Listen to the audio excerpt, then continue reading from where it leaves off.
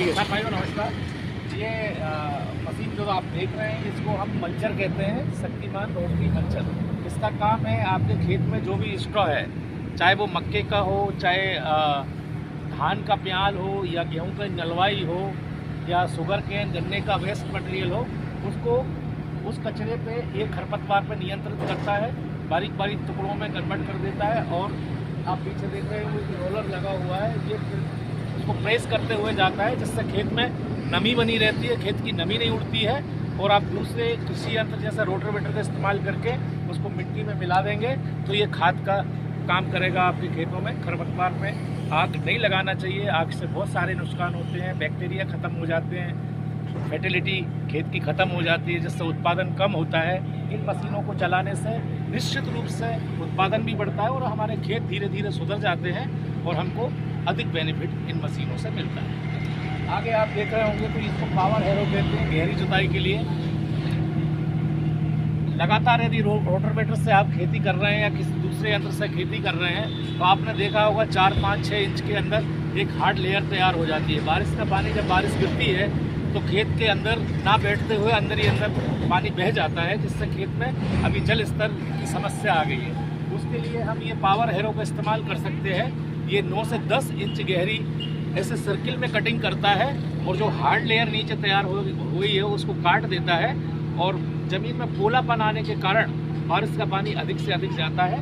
और ये मशीन किसान भाइयों के लिए बेहद बेनिफिशियल है। आने वाले टाइम का गहरीकरण के लिए ये इस्तेमाल में आने वाली मशीन है। इसको हम पावर हैरो कहते हैं, जो कि 55 से 60 HP के ट्रैक्टरों के लिए मशीन आराम से ऑपरेट होगी। ठीक है, आगे आप देख रहे हैं इसको हम कहते हैं SRS, शक्तिमान रोटरी स्लेशर।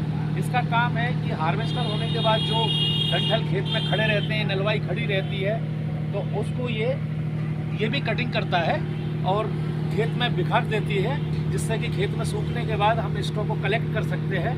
तो इसको स्लेशर कहते हैं। स्लेशर के बाद सेकंड ऑपरेशन आता है अपनी हैरेक मशीन का।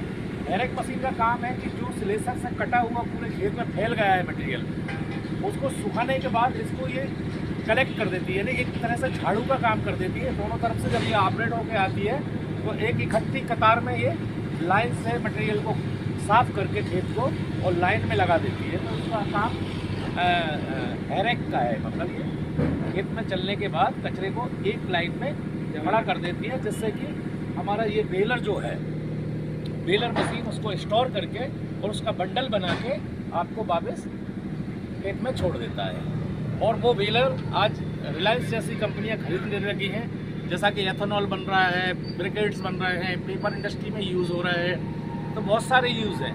एक किसान को एक्स्ट्रा मुनाफा कमाने के लिए ये मशीनें उपयोग में ली जा सकती हैं।